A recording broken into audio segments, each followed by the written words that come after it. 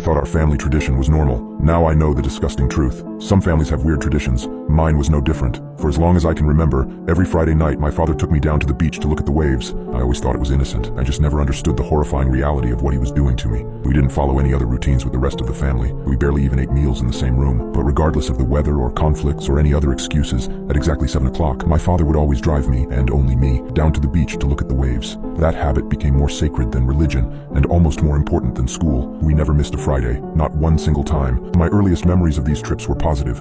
We had a puppy, a German shepherd named Lola. That dog loved nothing more than to chase me up and down the dirty sand dunes, jumping into the waves and splashing around like a maniac. Honestly, I loved it. For a while. But the older I got, the more Dad's weekly trips became a burden to my social life. I missed birthday parties. I missed just sitting at home after a long week of school and relaxing. When I was 13, a cute girl in the 8th grade asked to work on a project with me after school. Friday was the only day she could do it. I called my father up and begged him to change our beach day to Saturday. Just once, I pleaded, just that week.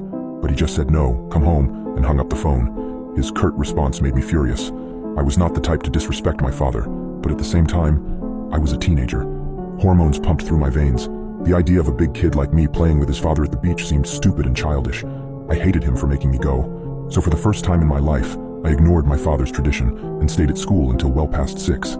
Sadie and I were in the cafeteria putting the finishing touches on a diorama when the raspy voice of our principal kicked on through the loudspeakers. Matt Richardson, if you're in the building, please report to the principal's office immediately. I cursed. Sadie giggled a bit.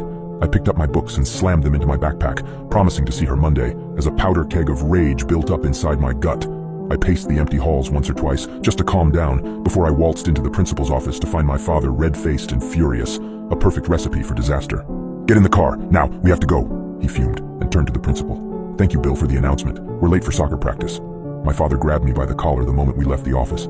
Then he nearly sprinted out the door, dragging me with him. I felt humiliated. The time on the dash read 7:05. Soccer practice, Dad? I repeated when he got in the driver's seat. Really? We're lying about it now? My father swerved the car backwards and gunned it through the empty lot. How many times have I told you? He shouted. 7 o'clock, every Friday. We have to be there. This is very important, Matthew. Why would you disobey me? I wanted to scream back. I wanted to ask him why. Why? Who the hell cares if we miss one beach day? Who cares if we go at all? Was it really that important to the old man that we spend time together? But I've spent my whole life asking these questions, gaining nothing in response. It's tradition, he would say. Tradition is important. Sadie's pretty face and features lit up in my mind. She would probably forget me by the end of the weekend. She would probably end up dating somebody else. The rage and hormones coincided to build up inside my stomach like a powder keg. I wanted to hit him. I wanted to hit him and make him realize what he had done to me. But I reached out and slammed my fist against the car window instead. The glass shattered all over my knuckles. Warm blood ran over my fingertips. My father's angry expression turned pale. Keep your hand inside, he snapped. We're almost there.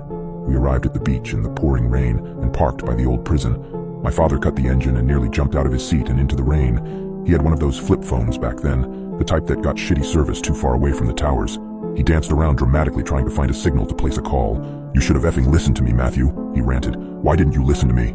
The cell beeped unsuccessfully. My father nearly chucked it before he grabbed me by the shoulders and shook. I felt tears well up in my eyes. I know I was too old to be crying. I knew I looked like even more of a baby now, but it scared me to see my father so angry. He never cursed at me. He never shook me.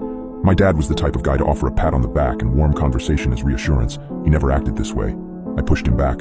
I pushed him so hard he fell down to the floor and smacked him elbow on the concrete. Then I stood over him like there was more coming. I don't know what made me do it. I wanted to show him that he was not the only man in the house. I wanted to show him I could take care of myself. But my actions had the opposite effect. My father didn't respect me. He looked terrified. He looked at me like I was an animal. He looked like he didn't recognize me anymore. I started to cry again. My father still held the phone up to his ear from the ground. The fear vanished from his face as a dial tone sounded. Relief flooded in as a responded deep voice on the other end. He nodded, said okay, then hung up. Then he looked up at me and scooted away. I'm sorry, son, but you just have to trust me, he whispered. These trips are important. I wiped a few tears from my eyes and stuck out my hand. Sure, Dad, I sniffled while helping him up. I'm sorry. My father returned to the car to pull some bandages from his glove box. He carefully wrapped the ends around my knuckles. I protested for him to be careful as he stepped over to the back window and pushed away the glass shards with his jacket. Then he wrapped his arm around my shoulders and led me towards the boardwalk. It's okay, bud. Let's go watch the waves. 3 years later, my father died 2 weeks before my 16th birthday. The injury to his elbow prompted his first physical in years. The physical found the cancer. He fought for a long time. There were ups and downs in his journey that kept him in the hospital through most of it. Nonetheless, Dad always insisted I keep up the beach trips, even if he couldn't go. Just until your 18th birthday, he would beg pitifully. Please, I wanted to ask why. The question burned in my brain throughout the majority of my existence. Why did we have to go to the stupid effing beach every Friday at the exact same time?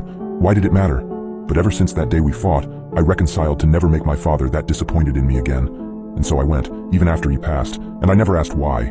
It quickly became a peaceful habit, rather than a painful one, filled with the memories of my late dad and the soothing sounds of the sea. But after high school, my goals drifted off in other directions. I wanted to go to college. I wanted to get away from the shore. I wanted to experience the world and see things for myself. And I wanted to live in a world where I didn't have a standing appointment every goddamn week. So when my 18th birthday rolled around, and coincidentally fell on a Friday, I resolved that night would be my final trip. I drove down to the beach a bit early and set up an umbrella underneath a passing storm. I parked my chair in the sand and watched the waves roll by, with a fresh new perspective and lease on life. Part of me welcomed the freedom. Part of me missed it. About 20 minutes later, a familiar voice shook me from my trance.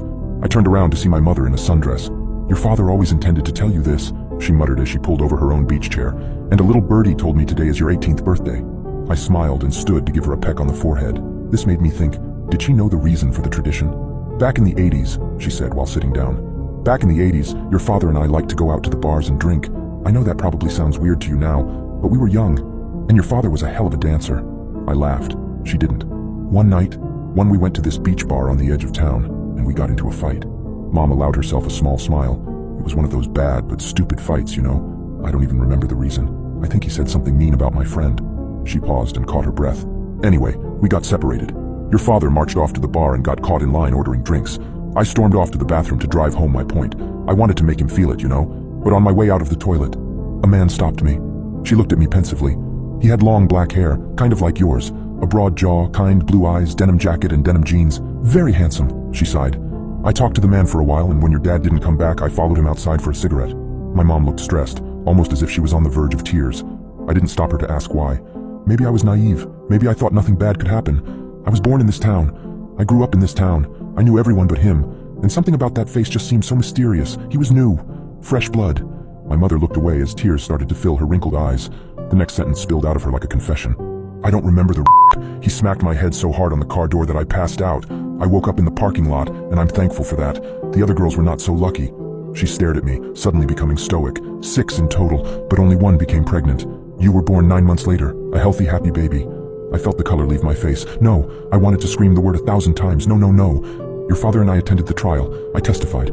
Jeremy was convicted and given a life sentence for 6 essays and 2 homicides. He served his term at the Hook Correctional Facility." She turned and slowly pointed towards the prison.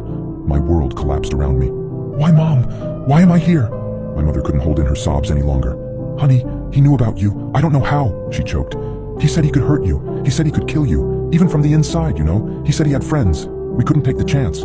We couldn't. No one could know. No one." Her voice trailed off as my hand squeezed around hers. The rage and horror in my stomach turned over and over again, but I didn't say anything. "All he wanted," she coughed and regained her composure. "All he wanted was to see you, once a week, Fridays at 7. That was when the warden gave him time by the window. Once a week, until you're 18. My heart felt dead in my chest. I looked down at my watch to see the time. 7 o'clock on the dot. The long row of windows in the prison behind us had been dark the entire night, but as I looked closer, one room was brightened by the flick of a light. Sitting at a table was the gaunt outline of a man with long black hair, looking out towards us on the beach. 2 armed guards stood by his side. Our eyes met for a moment. Everything in my entire existence turned foreign in that one singular second. My mother sobbed and turned away.